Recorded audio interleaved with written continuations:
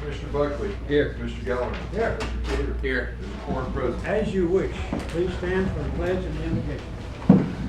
pledge allegiance to the flag of the United States of America and to the republic for which it stands, one nation, under God, indivisible, with liberty and justice for all. Mr. Clerk. Most gracious Heavenly Father, we come before you today, thankful for everything that you provide for us. We ask today for healing for some of our associates and their spouses, especially give comfort to Rhonda and her husband. We ask wisdom for all the decisions that have to be made here today. Please grant that, and the rest of our days, as the rest of our lives, we thank you for the gift of your Son, Jesus Christ our Lord. Amen. On the screen, you'll see the consent agenda. It has been published. Motion? I'll make a motion to approve the consent agenda. Second. I'll second. All in favor? Aye. Aye. Aye, thank you. Okay, now we come to, Matt, you want to come on up? Mark, I'm sorry. Yep, no, okay. Hey, I had the wrong date on this meeting for a while there, so you're doing well.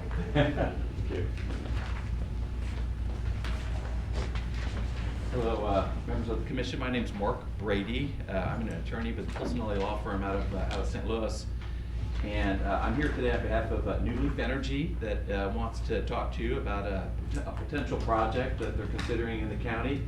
And with me today are some representatives from the company, New Leaf Energy, Will Paraguay, Max Christian, and Kabir Singh. And I think what we'd like to do is just, again, introduce the company, introduce the project, talk about it a little bit, and then after that, we're certainly prepared to, have some discussion, and we look forward to communicating with you today. Okay, someone want to come up and talk? You bet. We've got some handouts here. We brought hard copies. The reason we have each microphone is we record everything, and people in the community can watch this. Great. If Is you're it not the mic, they can't hear what you're saying. okay? Is it worth trying to put this up on screen, or it's the same hard copy I gave the commissioners? Okay. Let's make sure you. I don't have the availability on the screen. Yeah. Where's?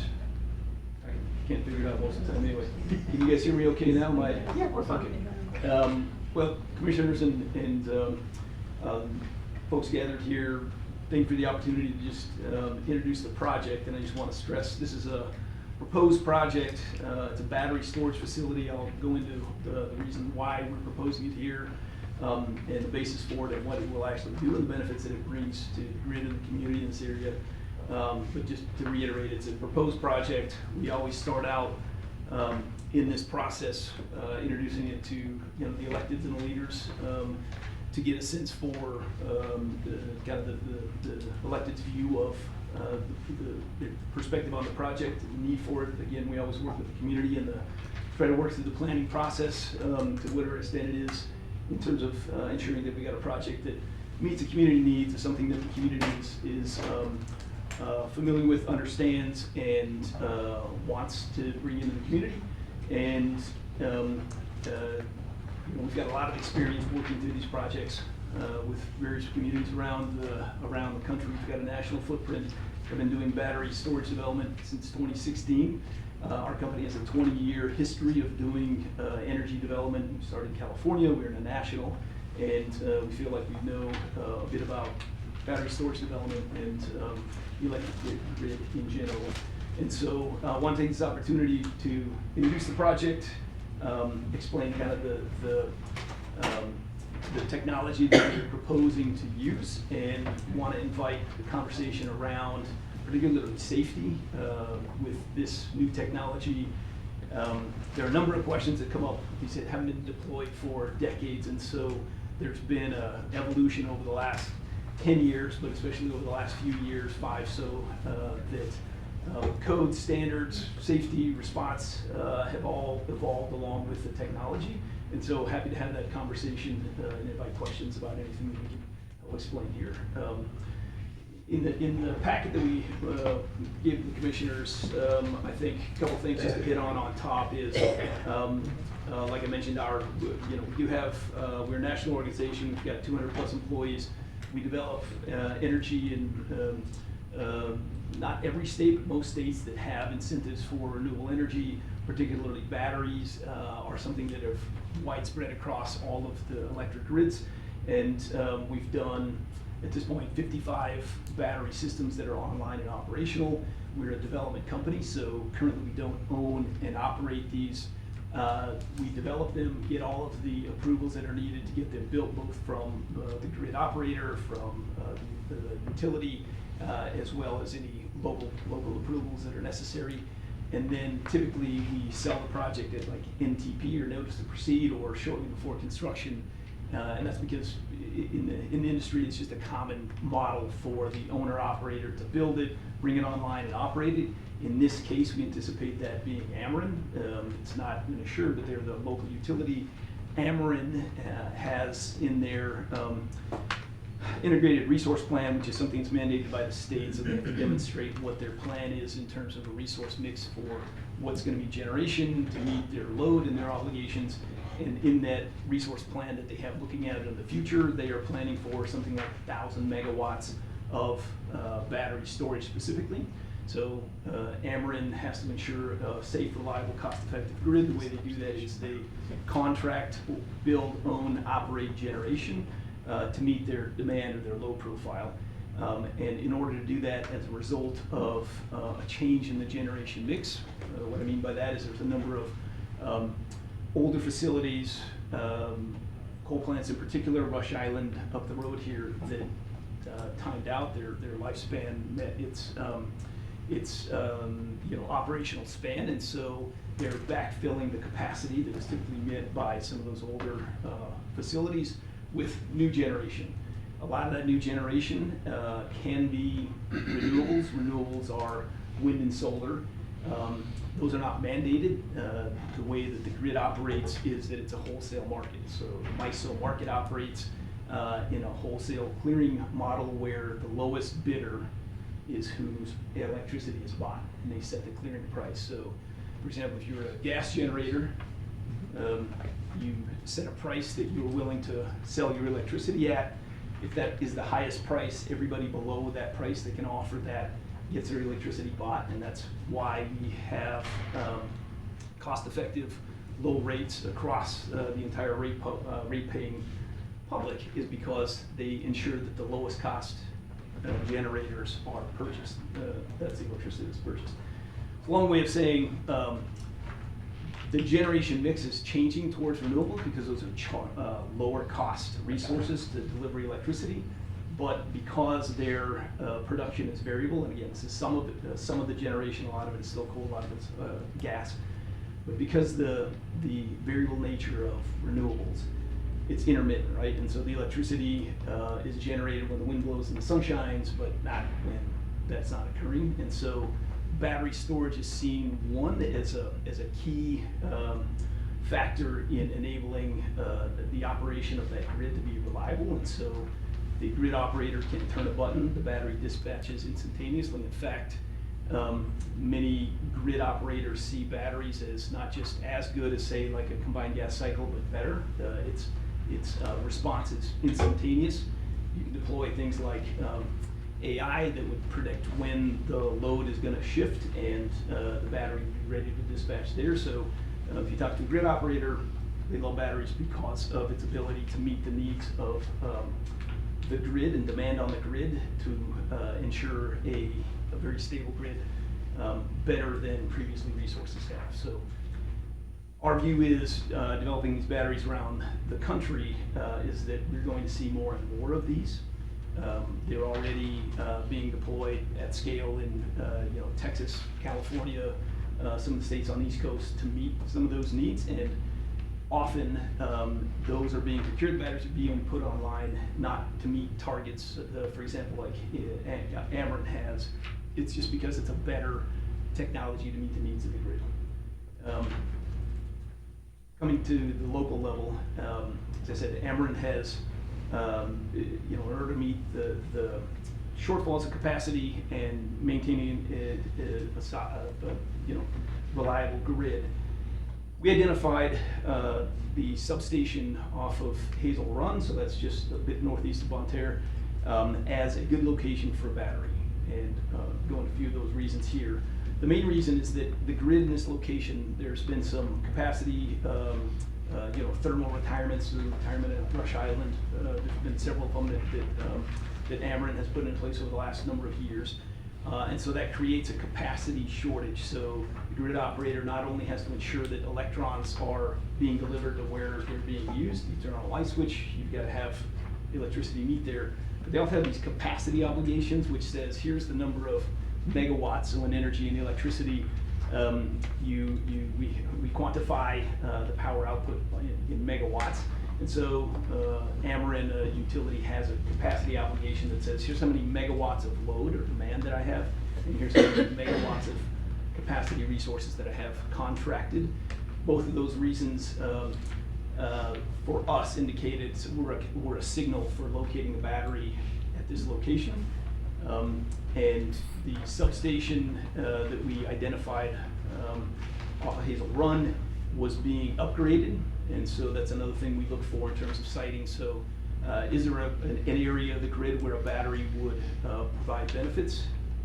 This is the general area. Is there a substation then that we can develop a project adjacent to? So you always want to inject the power from the battery adjacent to or at an injection point. That's the substation off of Hazel Run. And the third then is looking around at the landscape and identifying if this is the type of area that would be amenable to a large battery project. So the first thing we think of is safety. We need some buffer area. So these projects, we have developed them and they have been built in urban areas with 10 and 15 foot setbacks from residential structures. So that's something that we see. In this situation, this is a larger battery facility that we looked for, ample buffer area setbacks from any structures, from roads, aesthetic visibility. All of those things are considerations that we take into account. And in this case, we think we've got a good battery design. We think we've got a good the characteristics of the site. We think are amenable to a good battery project, given the area adjacent to the substation. So our project will be designed right adjacent to the substation. So from a visual impact, there's a number of overhead transmission lines that come in and out of that substation. The battery is going to be adjacent to the substation. It will look similar to that. What these batteries look like, we may have a representation of one, but they look like a 20-foot shipping container. So it's a steel Connex box is what it looks like. Sometimes it'll have an HVAC unit on the outside of it, but it sits on about a 12-inch concrete footing. The area in between these are typically gravel, and it looks like, in this case, I think we're down to 5 acres of these containers that have a set spacing in between them. They'll go to a transformer, and then those wires go right over the substation. So, it just so happens that this site sits elevated a little bit, but there's enough screening with the existing landscaping that it would be difficult to see. But part of the process that we go through typically with local planning is to establish screening standards, et cetera, if we want to kind of screen that off. In this case, we think there's natural vegetation that will do that, but we may need to, going through the process, if we get to that point, we add additional screening if the visual impact is something we want to take into consideration. I think probably we haven't go into additional kind of citing and reasons why. I would just like to invite, I'll give a little overview, but let me pause here, and then I'd like to go into the safety aspects and invite as many questions as we have about that, because I think that is, for us, kind of a paramount thing we want to start out talking with these kinds of projects. Our community, not our county, has just been hit with a massive lithium fire. And it devastated, it harmed several, 9-10 miles north of there. So I see you have a aerosol-based fire suppression system. How safe is that? There's two things, and I'm sorry to hear about the lithium fire that happened. We are I've been developing for 4 years a project that's adjacent to the Moss Landing battery facility, which is something you may have heard of, but it's the largest battery facility in the world. and it experienced, you know, very large-scale fire in mid-January. So I can speak, contrast it to that one, because I know that existing system, it's not ours, but I have had to learn a lot about it because it's next to the new one. The first thing I'll start out saying is that this is a new technology and we don't have decades of experience. So if someone is telling you that these are perfectly safe and you're not gonna have issues, I would think about that. That was an entirely new facility. Yep. So these batteries, typically the batteries that we're seeing in these battery storage systems are all going to be lithium based, and they're going to continue to be lithium based for a number of years. That's my personal perspective, but that's the technology that has scaled up because of EVs, that has come down the cost curve, that is allowing them to be deployed. There are other technologies that don't use lithium. There are you know, proposed new cutting edge technologies. We look out because the long-term development cycle on these 5, 7, 10 years before these things, from the time you start looking at land to the time it's online, that's how long these things can take to develop. So we think about placing purchase orders for a battery 5 years out. And we're looking at 5 years out, and everything we're seeing that's commercial, so it's passed safety standards, it's met UL listings, it's met, you know, the requirements that are in the current code and codes that are coming, upgrades that are coming, updates that are coming. The available technology that has companies standing behind it in terms of warranty and safeguards and testing, et cetera, for the next at least 5 years out, we're seeing lithium. Now, the difference between previous systems and what I call the next generation is chemistry. So the first place I would distinguish ours from kind of the first generation of battery technology is the chemistry. And so I don't know if the system that just came online was the older, what I call older, or the newer. But there's two main types of, within lithium batteries that are going to be with us for the next 5 years. There's two main differences. What's being deployed now, and probably for the last couple of years, is LFP, so lithium iron phosphate. It's a far more stable chemistry, and that's you know, we have testing evidence to back that up. But it's a far more stable chemistry that was developed for stationary applications. The first generation of battery chemistry was NMC, so it's kind of shorthand for NMC is shorthand for nickel, manganese, cobalt. Those were EV batteries, so those were batteries that were scaled up. Batteries were, gigascale factories were set up to manufacture those, but those were intended for cars. So it's a far less stable chemistry. It uses rare earths that are heavy metals that can be contaminants or are you know, heavy metals. But those are used for you know, much more volatile reaction, because you want to have a far more energy dense, right? You want to have a smaller package, lighter weight, and far more energy delivery in that package. So you're putting in a mobile application like a car as opposed to a stationary. So I don't know if the recent one you had here was NMC or LFP, but what I can say is California, where you know, we've have several of these projects approved, in process. In California since 2022, LFP batteries that have been deployed, there's been 0 incidents of fire.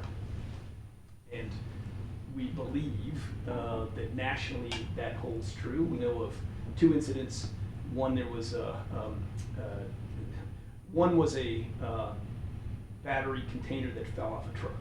So when you think about a new technology, these have to get to site somehow. So one fell off a truck doing 80 miles an hour. It was a container, and there was a thermal event, like there was a fire on it. So that's the one I know of using this new chemistry. So first is the chemistry, far more stable, and then the second I'll go into is the containerization, or the method that it's installed. But do you know if the one you have locally here was nickel manganese? That was a battery reclamation project, not Okay. storage. Okay. They were tearing apart batteries and Okay. redeveloping them. My guess would be that would be NMC chemistry that, again, is more reactive, less stable than lithium iron phosphate. Okay. What's been developed and deployed since is lithium iron phosphate that has, again, there's testing standards. They're used, the has demonstrated these are far more stable to thermal runaway and to the kinds of fires that we've seen at the older generation of batteries that were, again, developed for cars. With battery storage, you're necessarily talking about DC power. Yes, but there are inverters on each container that's gonna, right, take the AC to get back on. So where is the power generated? We take it from the grid. Off the grid? That's right. So you can take AC power, convert it to DC, and then store it, and then invert it back? That's correct. Okay. Is that their peak programs where they have to show, for example, in summer when air conditioning is the highest, much similar to Tomsock, their water for Pump, peak? that's a pump storage. It's a Okay. pump storage here for the peak power. That's Is right. it similar to that too? where That's they- exactly right. So when I talked about the two reasons, one is, can I get the electricity when they're needed? The other is capacity. So the grid has to think about, here's, the grid usage is up and down, usually peaks in the afternoon on a hot day. But on the hottest day, the grid is planned and it's sized for the very hottest day when everything is on and you have to meet that last light switch that turns on. Yes, so you have a number of these capacity resources that, it used to be gas plants, there's pumped hydro, that are not discharged or they're not used most of the time, they're there to meet that peak. And so those are that peak demand. And so batteries are the reason that Ameren and many other utilities are contracting this is they're a great resource to have to meet that peak demand. So the hottest day, the last air conditioner that goes on, you've got to be able to meet that. These batteries can not only meet that load, but they can anticipate the demand, and they'll meet that last demand. The difference between a pumped hydro and a battery is, like I was saying, the reason it's a better resource from a grid operator perspective is that pumped hydro takes a bit, right, they used to use gas peakers in the same way. They take about 30 minutes from the signal of like, we're gonna need your electrons to when it's actually delivered. Pumped hydro is probably more of a lag than that. Batteries are within milliseconds. So their response time is in milliseconds in terms of they see the signal from the grid that they need demand, something is turned on, they need it right now. So they can do a lot of things during the day in those intra-minute response times to, for example, condition the grid, or sometimes you see voltage fluctuations in the grid. It's you can call it dirty power or something, right? You're a little bit out of voltage spec, and so a battery can be used to mitigate that on a daily basis, intra-minute, whereas resources that take longer to discharge don't have that kind of capability. So that's why batteries are better. Yes, they meet the peak, but they also do a lot of things on a day-to-day basis, intra-hour basis. Do they meet the state standard for renewable? They help meet the state standard for renewable. Let's see.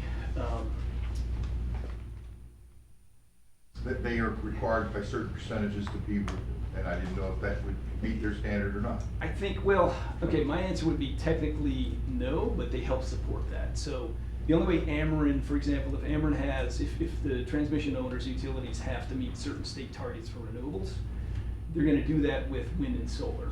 And when wind doesn't blow and the sun doesn't shine, they use you. That's right. So batteries facilitate the ability to put more wind and solar on, but they are really more of a grid asset that helps operate the grid. It allows you to put on more wind and solar. So I don't think they count towards the megawatts of like, hey, if we have to have this many megawatts of renewable, they're not considered It renewable. allows. It just allows Ameren to put those on to meet those targets and operate the grid reliably. Glancing over your proposal here, I know that the Commissioner's concerned with environmental, we'll get into that, but if you can meet environmental standards in California, you could probably meet the county standards, no zoning and everything, but. I would that's- say anywhere in the galaxy. Yeah, If you, Well- if you can jump over those hurdles, but, go ahead. I didn't want to cut in. I noticed it said 5 acres. yes. So this would be a 5 acre containment, or I see where rock, where you would have that many batteries. How many batteries would you think would be deployed in that 5 acres? I'm looking at my civil engineer, Yeah, there's a couple hundred containers, I forget the exact amount of containers, but you'd have 20-foot long, about 10-foot high shipping containers spaced between 3 to 10 feet apart, all within like the yard. We have a gravel, like access road for any access fire operations. Are you acquiring any land to make it expandable? Say that again, Are sorry? you acquiring any land next to it or anything to make So- it expandable if that, or is it even expandable?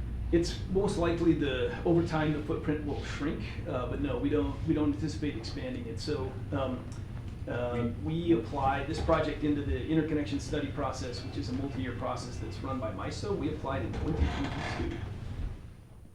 And we are just now getting the initial results. So you have to think a long ways back, but the point of that is that once you apply, like we did in 2022, we applied at 100 megawatts and you can't increase. So they're gonna study you at 100 megawatts and you can't put a smidge over because, right, all of the safety, all the mitigations they're doing is gonna be sized at that 100 megawatts.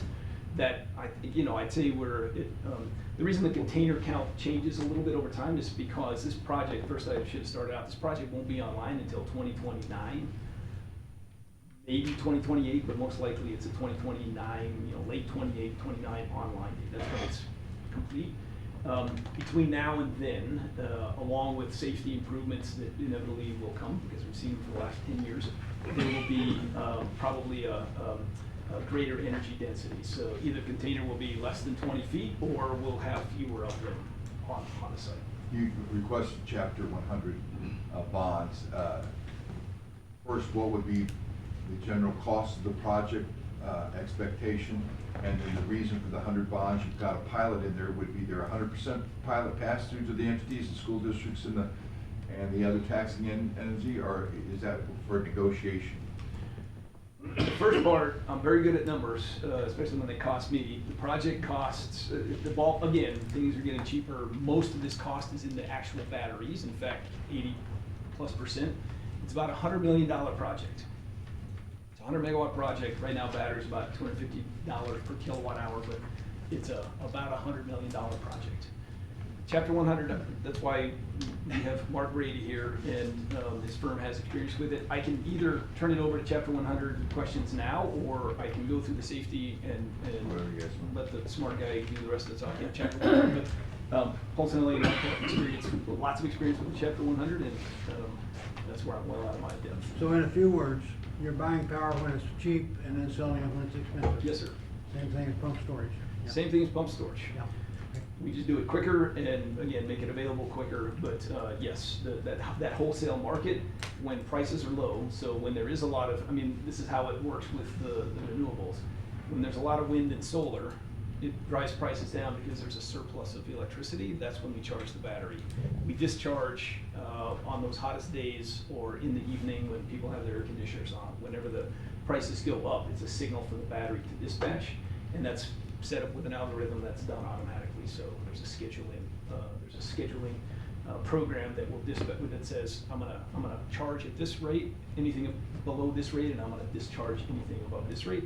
And then these batteries, when they're connected to Ameren and the MISO grid, they take dispatch instructions. So if the MISO grid says, I need you because something shut off over here, they also have to dispatch, and there's a set price that we Most set. people aren't familiar, right, the discrepancy in price. When I say discrepancy, the difference in a low load price per hour versus the afternoon and August, that the sun's not, it's hot, humid, and you're sucking energy so bad, but it's several times. It's not like it's up 4%, 5%, it's up quadruple what you bought it for last night.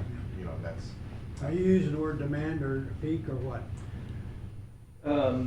Yeah, demand is, on the demand side, so that's where the load is, or that's what I call the users. The peak then is set by that peak demand. That's where you go to dollars. That's right. Yeah. That's right. I have a question from the floor, Jay. Well, what was, or did you say the lifespan of a battery, or if they have to be replaced, do you have to replace them all at once, or do they kind of have one gets weak and you have to replace that one? They're all starting out new, do they all die at some time? That's right. It's more along the lines of the last thing you said. So the way that these are designed is there is additional space. Sorry, I should There is some additional space on site to bring in additional containers, and so they call it augmentation. So a battery should have 0 issues for at least 5 years, and some of them might go to 10.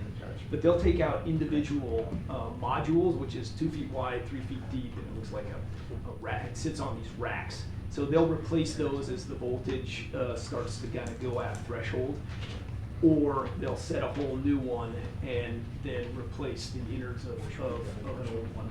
But they should last, again, 5 to 10 years with very little issues or degradation. After 10, you will have to start to, over the course of that time, you'll be replacing them as you go. After 10 years, from 10 to 15, you will have replaced every cell, every module that you would have started out with. Before I ask the next, Yes, sir. next question from the floor, what do you do with your old batteries?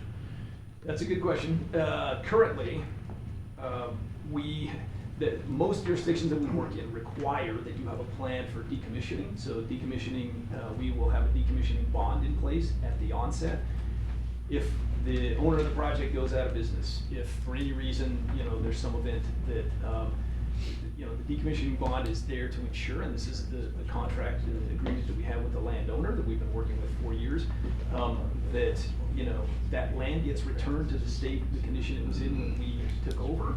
And so that decommissioning bond is there to ensure that if anybody ever walks away, the project has an issue, mid-construction, it gets, something happens, that bond ensures that the facilities will be removed, that the land is returned to the condition it was in, and that the batteries are recycled. And so often the jurisdictions will have, here are battery recycling regs. So often that's at the state level. So the state like California has a lot of experience in that, has very set guidelines for where those have to go, facilities that meet certain criteria. I think here we would make that commitment as well, that we would recycle it at a facility that meets, whatever state criteria is there. I don't know about the facility that's nearby, but obviously we would, before we committed to that, That was a bad understand their experience. capability. Yeah. Yeah. Rich? Thank you. I have 2. Does Ameren have any one of these facilities in use now? Don't know that. I believe they might have demonstration projects, so smaller, like. So this might be their first full-scale project. It might.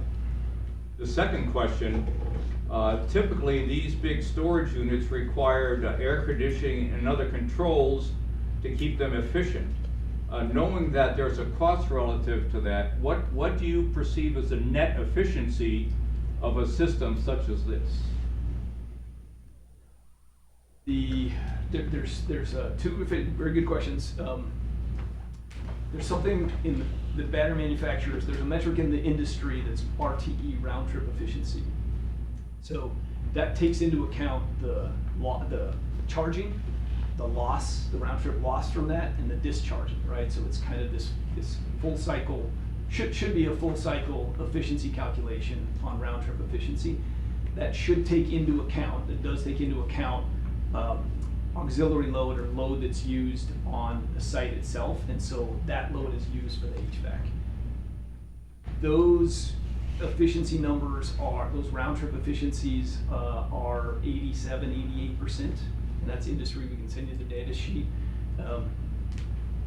It should include any auxiliary load, so it should include any losses or any electricity that's used for HVAC on that site. So 87, 88% is the round trip efficiency number. So let me add one more question. Knowing that they're in use in California, how does do you know how that utility system out there has recovered the cost of this from the customer? Higher rates. So we would see a rate change once it's probably before this is put in place. That, you might, but it might be lower, right? Because these are, the reason these are getting contracted goes back to wholesale. These are getting contracted at bot because they are a better cost alternative. They can dispatch lower. Their all-in cost for charging and discharging, construction, everything else is lower than a new plant of any, I don't know what technology, but right, that's kind of assured in that market mechanism of like the lowest clearing price in the wholesale means that you are the lowest cost resource, and so with you know, should mean that you're the lowest cost resource. So yes, it could be a change, but it could be a change to the lower. Okay, thank you. You bet. To go one step further with Rich, we're talking two things here. We're talking about energy efficiency and cost efficiency. So two different aspects of way of looking at it. Okay, do you have something? Well, let's talk about cost. The state legislature has just passed a 15% increase, or has approved it to move on for a 15% increase for consumers. So how does this benefit me? I don't know about the 15% increase. Okay. Again, was that Ameren or that was statewide? It's going to be statewide now. Okay, so I don't know the basis of that. Electricity costs go up for a number of reasons. I can tell you a couple reasons that I know of, and then I'll answer your second part. Electricity costs go up because the grid operator, the transmission owner, Ameren in this area, says, here's all these poles and wires, here's all this generation, here's all the things, here are all our costs it takes to maintain a safe, reliable, and cost-effective grid. Because in most places in the US, those are regulated monopolies, so you get this is your service territory, no one else can come in and compete. But as a result of that, we're going to have to approve any spend that you have. So most places, most utilities get a guaranteed return. So they say, we're gonna invest this much, maintain our system. In order to do that, we're gonna invest this much money, and we get a guaranteed return to have this regulated monopoly. Okay, that's typically the model. The reason, the costs borne by that transmission owner are maintaining poles and wires, trees coming down, all the day-to-day things that the grid operator has to do to ensure that the lights stay on and the infrastructure is in place. Generation being the second one. So again, there were a number of coal closures that happened across Ameren territory. That was something that Ameren established over the last few years, a number of reasons in terms of aging facilities, et cetera. How they replace those should be, there's some capital cost up front, but then over the long term of these facilities, a gas plant might cost you X amount to build in the capital up front, but then it's amortized over those decades that it's going to be in service. So they take that number, they run it out, and they say, here's the impact to your rates. It should be lower as technology gets better. Long term, or in the last couple of decades, you've seen flat load, so you haven't seen growth. We just get more efficient, so we get more things coming on the grid using electricity, but we also have gotten more efficient at the same time. So net load demand, or net amount of electricity used, has stayed pretty flat up until a few years ago. So what's changed on a generational scale in the last 5 years are data centers. And those are, probably all heard the word, but these are giant facilities, right, that use a tremendous amount of electricity. And typically when a new load comes on, so business comes into town, says, I want to set up a building here, here's my panel that I'm going to set up on, we drawing this much load. The utility says, okay, we can meet that load, we might need to make a couple of upgrades here and there. That business doesn't get hit with that cost. That cost goes on the entire system. So we all pay for that. Typically when you get more, usually when you get more load or more usage from the electricity, it should lower, we have to absorb those upgrades, but more users using this product means that in general the cost should be a little bit better, should be a little more cost efficient. Same general infrastructure, you've got more usage, and so you should be able to make a little more money, or should be lowering costs. The difference with data centers is that they have completely blown that model out. So they come in, they say, we're taking 1,000 megawatts, it's a gigawatt, that's the scale that these things are at. We're gonna come in, we're gonna put in a new load application for 1,000 megawatts.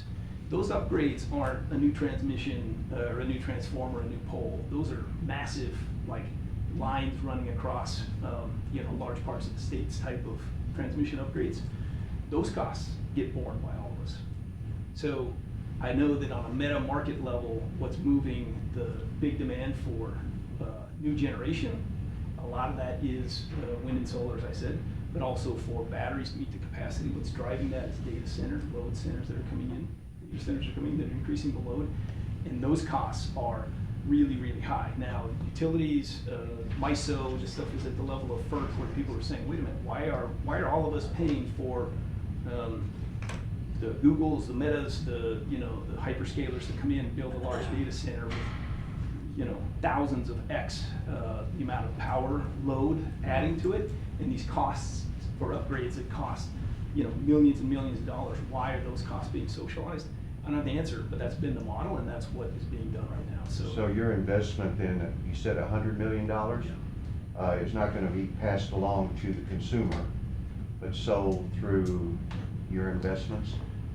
So that cost, if Ameren is the one that procures this battery, Ameren is likely to build it, so they would buy it, and we would, again, this is a project that we're thinking about doing that we'd like to introduce. We had to put in the queue a couple years ago, but to do this, we put 8 of them in, and one might work out. That's everybody's average in this industry, general average. If this project is procured by Ameren, Ameren buys it, Ameren builds it, Ameren would do the same thing as any kind of generation asset. So they would say, here's the $100 million up front. This resource is going to be online for this many years, and so they run the price out for that long.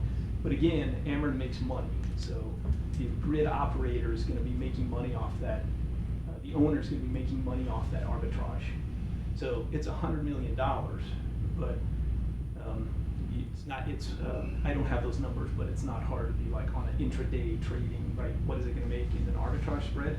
365 days a year for the 20-year, 25-year term of this. Multiplied by 1 million customers.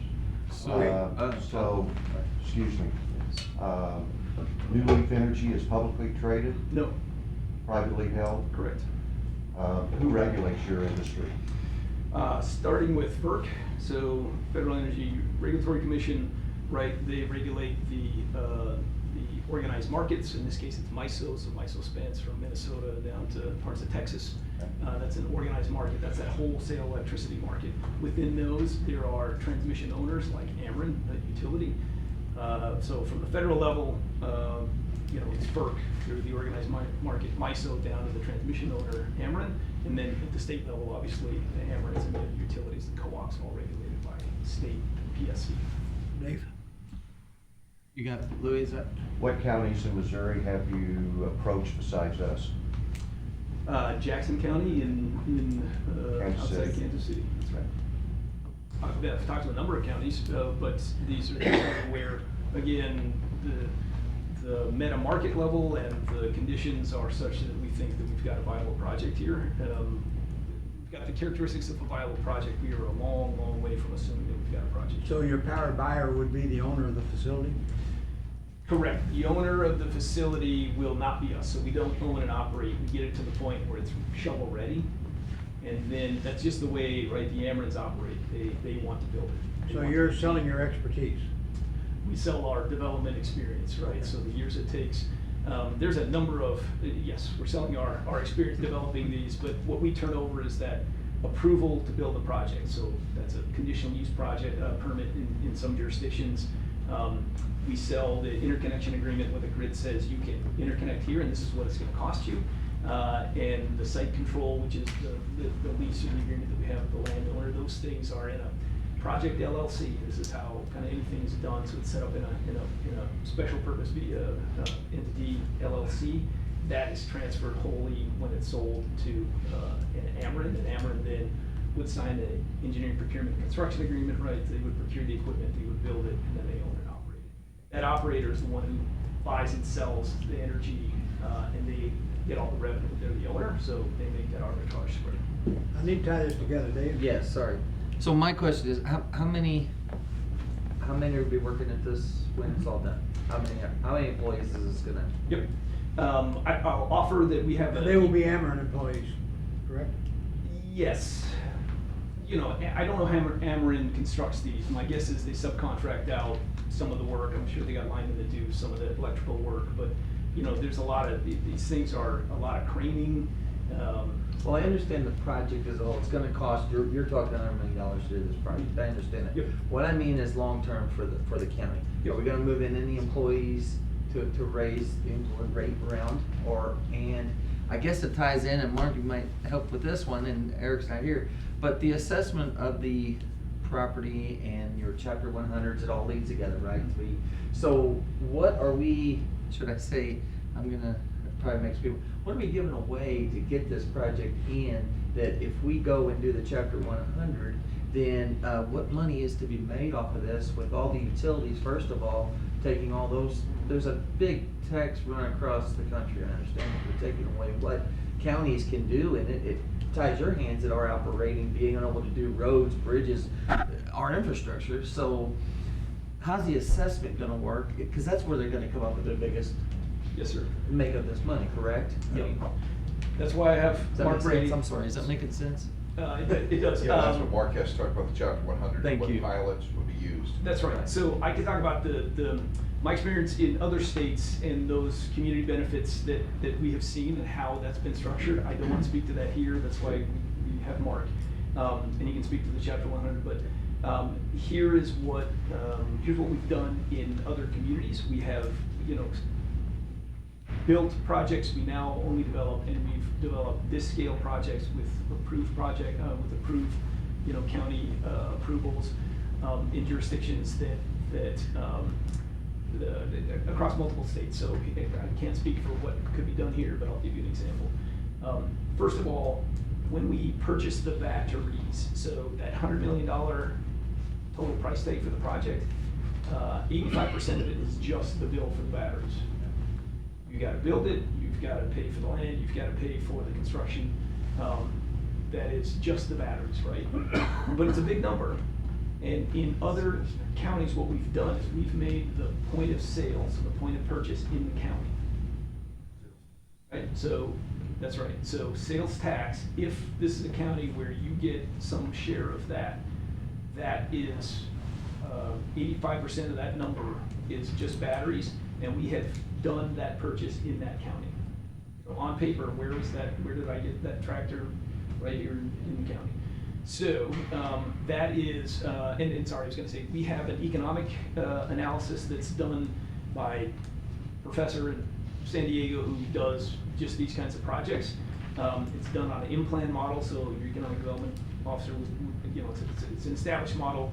They run these, and for a similar sized battery in counties in California where they've done a piece of the tax, where they get a piece of that sales tax, there's $50 million in direct fiscal impact to the county.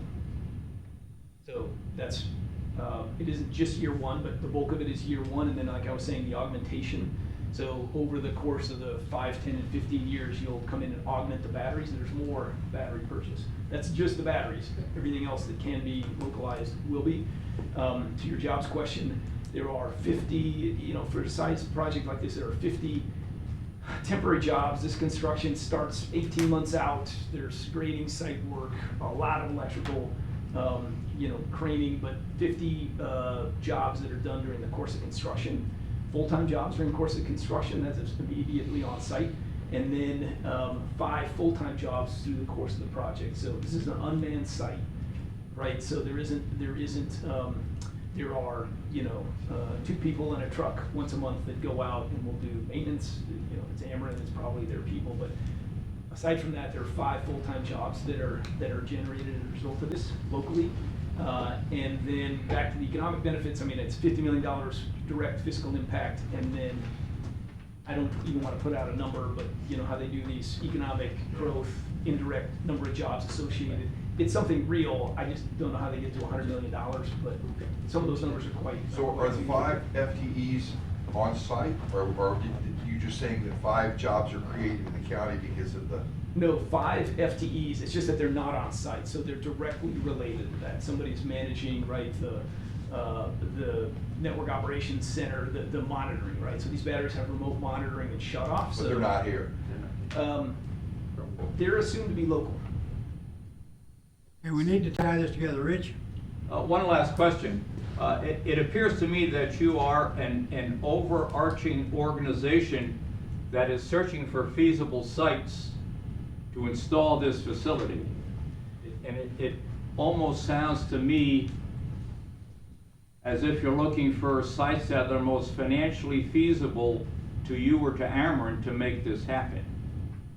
And that we may not be the only county being discussed for this project.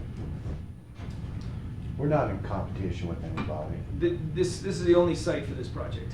I'll tell you this, there are hundreds of batteries in the MISO interconnection queue. So there are many companies like mine looking at many potential sites that many of them won't work out. So most of them. Time. Yes. So my last question will be, why do you choose St. Francis County for this project? Because I believe that the location on the grid at the substation has the characteristics, again, economic, the energy arbitrage, the need for that locational need for the grid for capacity resources there, because you've had thermal retirements in the area, means that prices are good there from that energy arbitrage. The site characteristics, and I think that it's mostly an economic one, but also environmental site characteristics. Do I have enough land? Right, all of those things come together at this one location that I think we've got a viable site. Thank you, that's enough. Does Ameren- Quickly, Kevin, do you have any questions on? No, mine's more concerned with Okay. the chapter 100s. I have a final question. The revenue. So is Ameren endorsing this project? No, they are a buyer of projects. Okay, And that's so all they, yeah, okay. if we have let me finish the one point. Okay. If I were doing this in a more expensive place, I wouldn't have the most competitive project for Ameren to procure.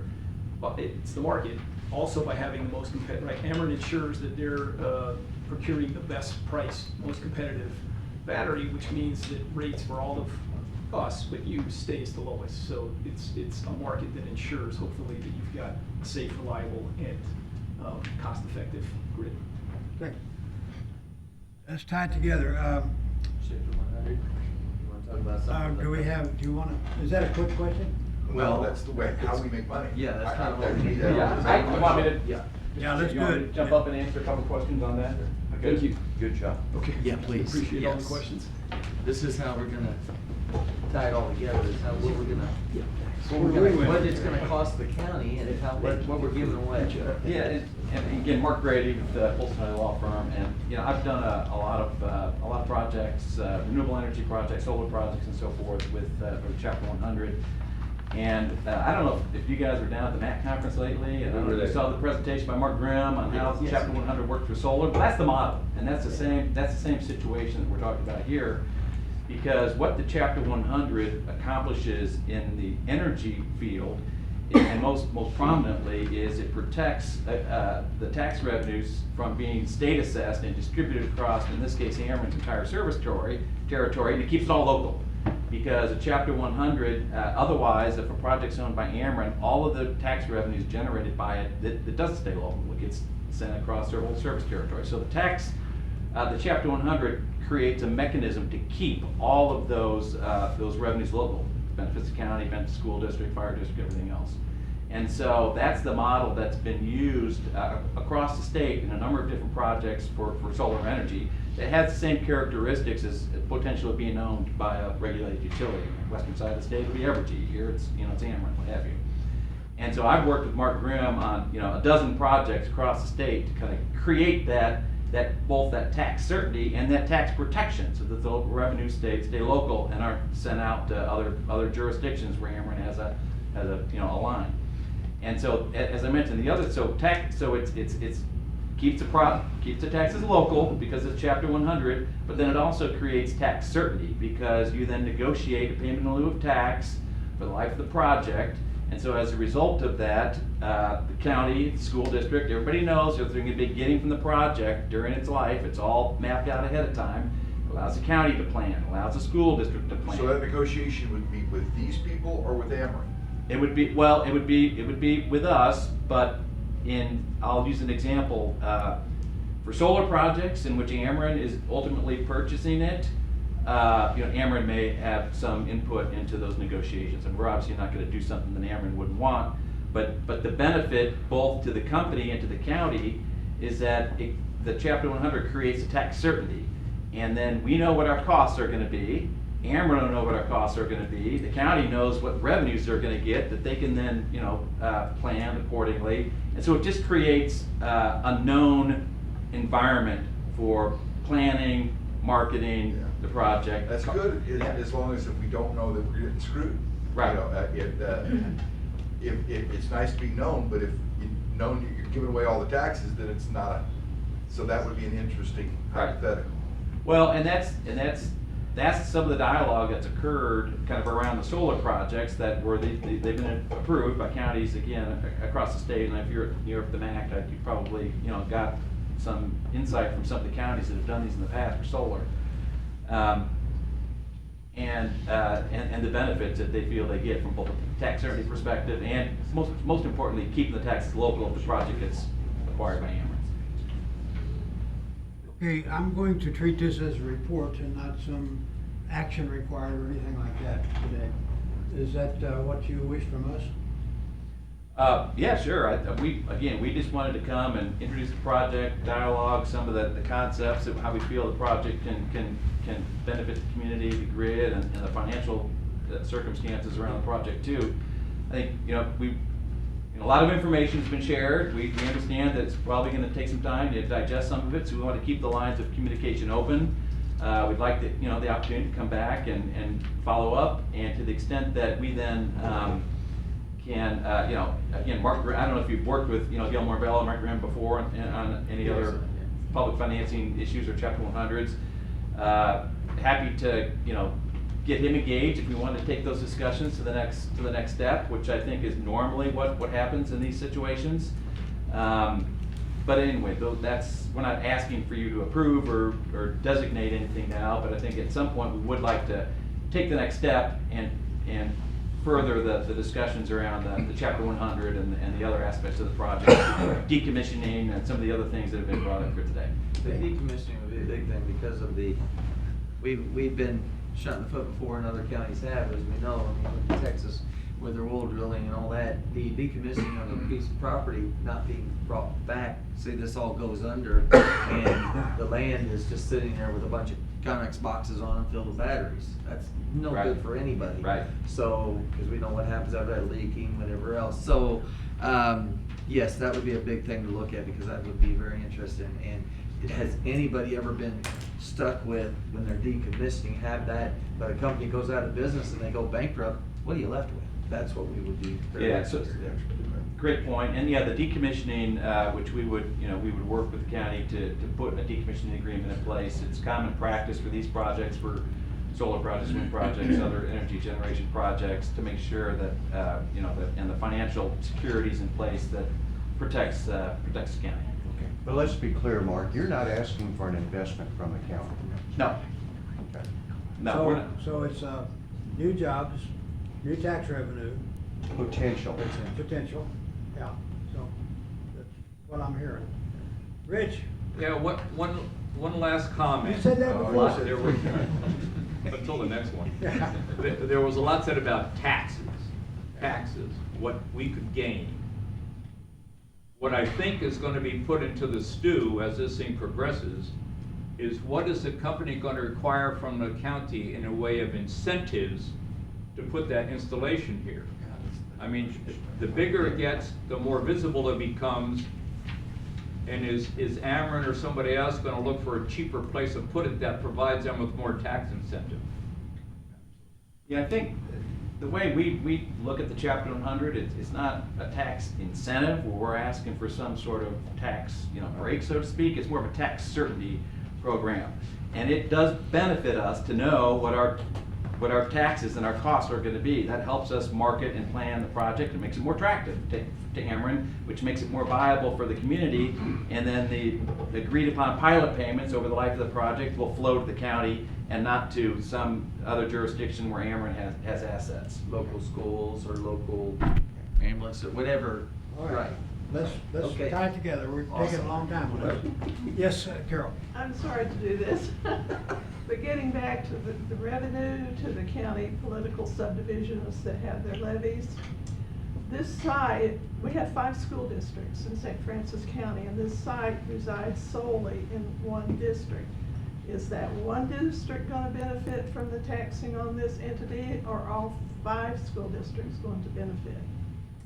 Well, the way that Chapter 100 statute is set up, and it's a state law, and so it's not something that you know, you can pick and choose, is that any agreed upon, you know, payment in lieu of tax is distributed to the taxing jurisdictions on a pro rata basis based on their levy rate. So we, by state law, we can't pick and choose where the tax revenues are done. It's all a formula by state law. Okay, so I'm thinking you're telling me that the school district in which this site resides will be the sole beneficiary of the tax on the. That's like the last one where IKL Bismarck was the only school district in there. It's a question that may need some further exploration. I just wanted to bring it up. No, thank you. All right, thank you for your report. Thank you. We appreciate it. Look forward to working with Commissioner. you. Thank you. Thank you, guys. You're gonna hang around for a few minutes? We've only got one other item on the agenda, if you'd like to. Brought this along. Amber, coming up and give us your spellbinding report. I'll make it brief.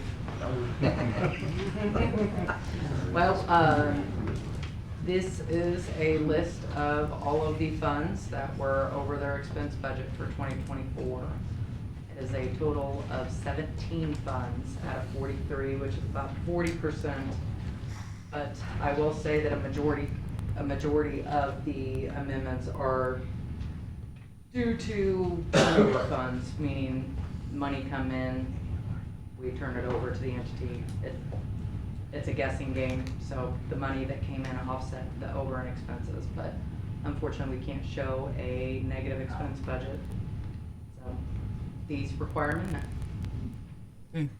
Everybody pay attention to the board, there will be a test. Got some glasses?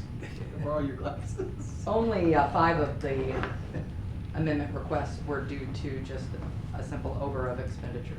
Okay. But all funds have either partial prior year revenues to cover it or current year revenues to cover that overage. Okay, motion? Make a motion, we approve the budget amendments from the auditor for the 2024 budget. Second. Second. All, or questions? Yes, Rich? I'm sorry. No, you're not, you're smiling. Is this a big hit to the budget, or is this something that we've been able to cover in our normal course of business?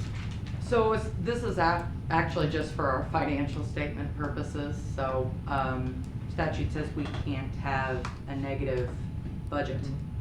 So we had other revenues to cover it. Our just guess on what the expenses would be for those funds was lower than anticipated. But the money is there to cover it. It's just changing that budget figure to make it look more presentable. Thank you. Any It's other just, questions? it's a procedural event. We just have to do it. Okay, any other questions or comments? All in favor, aye. Aye. Thank you. Thank you. What? Jeez. You waited that long for that? Okay. Thank you. See you next week. Everybody welcome. Other business, correspondence, anybody? Public comments? Departmental reports? I have one. Yeah. And I'm going to prolong the meeting, and you know how I hate that because I don't like long meetings, but this information that we received today, I think is very, very informative. It probably won't be done in my lifetime. Hope it is, certainly, but for your kids and grandkids, I think this is a critical program that we ought to sincerely take. I think it was an informed presentation. You bet. We are scrutinizing invoices and investigating additional charges and added fees.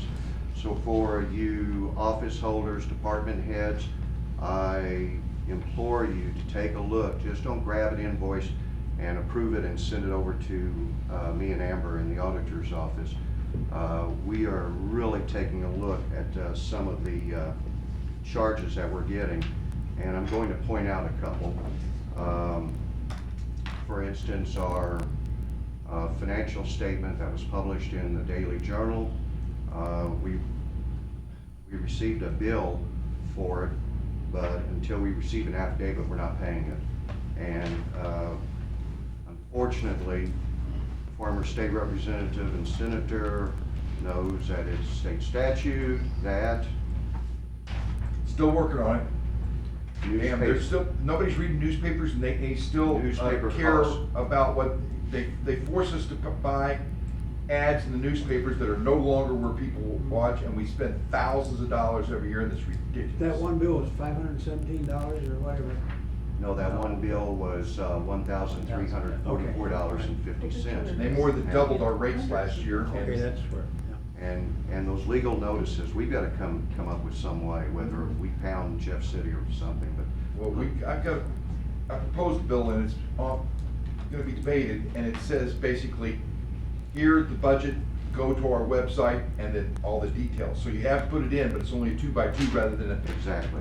2-page. If they Yeah. want the details, they can click on and go explore all And if they they want. miss it, they miss it, too bad. Yeah, If you print that on the comics page, more people will see it. yeah. So- Our obituaries. And we can't with put it our on a budget. digital sign out front either. So, somebody approved a invoice for Brian to fix a door, and it was $1,647. It is posted as being past due, but you commissioners know that you have to, we have a limit on invoices, so you're gonna have to correct that somehow, and they're mad because it's past due. I'm going to address a situation that we were unaware of until we got the invoice, and this concerns the St. Francis County Ambulance District. We received an invoice on January 7th, an invoice of January 6th, an invoice of January 3, and it was double the amount of what we've normally been charged. And so we question, Is this for transport? Yes. this is for transportation of deceased. Yes. And it went from $150 to $300. Okay. So we question. Per body. Per deceased, per body. No repeat business. I just had to do that. Are y'all done? Yeah, go ahead. Thank you. The commission budgeted $24,000, actually $25,000 for this year for transportation of the deceased. Last year, we spent $24,000. They have apparently doubled the price of transportation now with no advance notice. So we requested from Christy Halter, actually we went to Autopsy Suite and asked them about it, and they said, well, you should have received some information. So Christy Halter is the Chief Financial Officer of St. Francis County Ambulance District, and she says, I hope this letter finds you well. We're doubling your rate. That's basically what it said. But it was dated on February 28th, last week, okay? We received the invoices the 1st of January, so I requested more information about a contract. Do you all have a contract? Do you know? No. I don't think we do. You have any literature from them? David, you serve on the board. They used to. I don't think there's any contract. I think they just started, first of all, they started calling and we started doing the bodies and then it went from there, so. Okay, now you understand that we also pay transportation costs to the coroner too. Yes. Not double. Well, I don't know. Well, we don't know No, what it's they charge. individuals. Okay, Either the coroner transports or the ambulance. okay, has he raised his rate? Right. No. Okay, Is it possible he can transfer these bodies? Well, that's up to you to decide. and that's what, other counties do. I've made some calls. Washington County, they do their own transporting. Madison County uses a private transport. Franklin County uses a private transport. There's a lot of people going in. Say private transport, that Their is, own, it's a private company. I don't know who it is. it's not the ambulance, It's not the ambulance. it's not the coroner. No. So the coroner acts as private transport. Whatever their private transport is, I didn't ask them In our who it county? was. In our county, we could use I don't wanna say what they can do, but we need to Okay. talk to them about it. So I requested, I went to the St. Francis County Ambulance District on their website, and they have board of directors, and they also have their officers, and I clicked on and requested this information, of which their website doesn't work, except for one board of director, and that was Mark Hedrick, former county clerk. I requested that information last week. The find out what the contract is, et cetera. I had not received anything until we made a phone call asking for the minutes that approved doubling this increase, okay? And it says here that Tori, who is Tori Kemper, the vice chair, moved the board to approve the new rate increase as presented. Mark Hedrick seconded, all in favor, and the motion carried.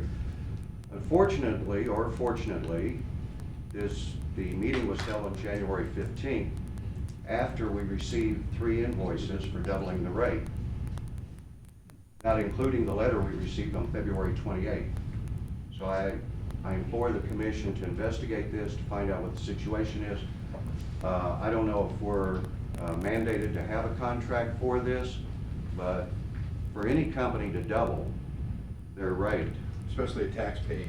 Yes. the one that receives sales tax information, and by the way, they also received what we call a surtax issue, a surtax from real estate.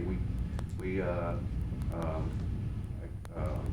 expended to them, we gave them over $10,000 last year, And what was in that? addition to their sales tax that they received.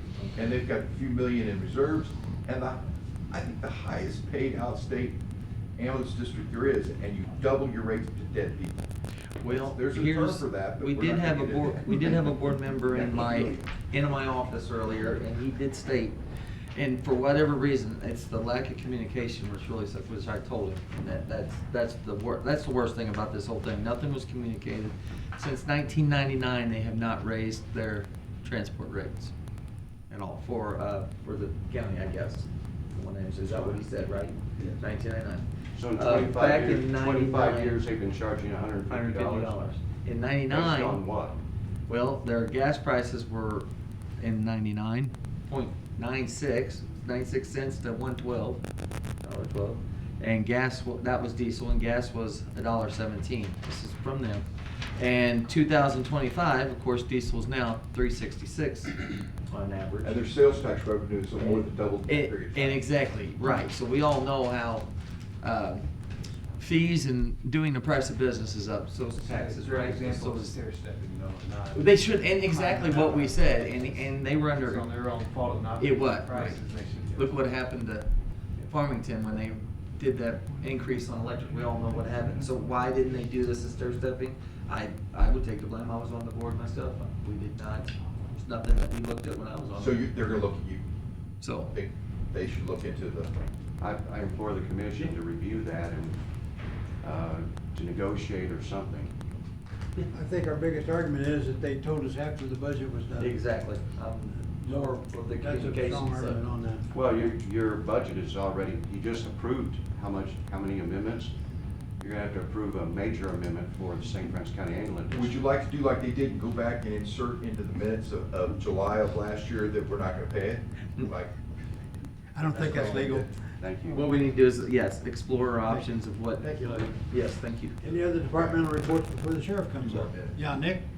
I'll be really quick. You want to be the one of the most popular people in the room. Last question. So tomorrow at 11 a.m. is the statewide tornado drill. I've talked with a few of the other emergency management directors over the county. We will not be setting off the tornado sirens at 11 tomorrow due to The storm the coming. weather conditions. So just make sure you have a plan and know where you're supposed to go when it happens. Quick and easy. Thank you. Thank you, Nick. Sheriff, your turn. I got a page and a half. You got a lot of information. You become very unpopular I gotta right turn now. my page. I'll make it as quick as I can. We had some employees that just recently returned for some training. Sergeant Alicia Hodge and Deputy Callaway have completed supervision training through the Missouri Sheriff's Association, which was a really good training. They both enjoyed it. We'll bounce around here. Upcoming events, put it on your calendar for April 11th. We're gonna have our second blood drive of the year. Last time we went from 10 to 2. We were out of supplies by 11:45, so I implore you to come out there early and get that on your calendar. I don't know the exact time, but last time it was 10 to 2. Recognition, last week the Mineral Area Elks did their 33rd annual Law Enforcement Awards Banquet. We had 2 employees that were recognized. Deputy Jenna Sitten was awarded the 2024 Deputy of the Year. She really goes after fugitive warrants, and that's one of her expertise areas. And then we had Deputy Erica Barton, who was awarded with a life-saving award. She did CPR for over 10 minutes and possibly even longer than that. This individual lived, and so her quick actions did save a life. Louis was our MC, so wanted to recognize those officers. Our inmate population stands at 134. We've kind of started trying to get a lot of the county warrants served. We have several on file. We're kind of doing an informal competition between shifts. So you're going to see our jail population rise. Right now we're 134. Males are 113, females are 21. Our calls for service, so far for the year, we're at 3,086. And this last week, we're at 385 calls. And out of those calls, we had some unique ones over the weekend. We kind of had a busy weekend. I want to recognize an off-duty deputy who was returning home from vacation. He was returning northbound on 67. High rate of speed vehicle passed him driving erratically. He called an on-duty deputy who located the vehicle just south of Farmington. Pursuit started. High rate of speed. This was Monday morning at 3 in the morning. Tire failed on the suspect vehicle. Crashed into the cables by Stormy Lane on 67. The lone female occupant fled from the vehicle as her vehicle caught fire. The vehicle completely burned. It was a total loss. She was uncooperative. We utilized technology with a portable fingerprint scanner. We were able to identify who she was. She had multiple outstanding felony warrants, also multiple aliases. So just off an off-duty deputy spotting this and reporting it, got somebody off the road. Nobody was hurt. None of the deputies were hurt. No civilians were hurt as well. Was that tire failure assisted? No. Okay. No, it just gave out. Another call we went on was kind of different. We were called to the Doe Run area for an animal abuse neglect. Officers, nobody was home at the time, the homeowners, property owners. They saw the dogs were in a neglect kind of phase. They reached out to Farmington's animal control officer and the Humane Society. A search warrant was obtained, which takes sometimes quite a while, but they seized 5 dogs and charges will be sought for the property owner with the St. Francis County Prosecutor's Office. Another one that we wrapped up really quick was a burglary in the southwest area of the county.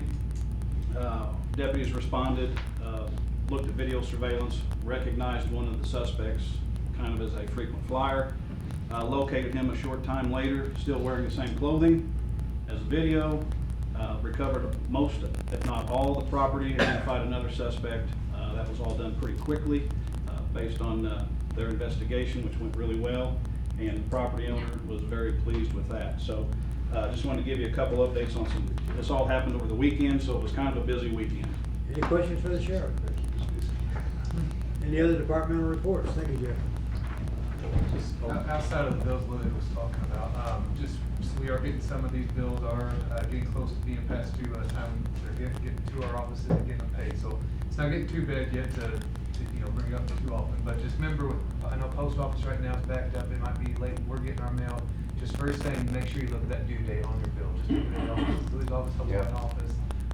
Because again, unfortunately, even though we try to get those bills paid as fast as we can, it's my name on that check and my name on that envelope that goes to them. So I'm always the bad guy whenever they get their payments late. So please just make sure you look at those due dates. Sometimes, like I said, the post office is a little slow right now on getting our mail. So just make sure we're checking on those. We don't want.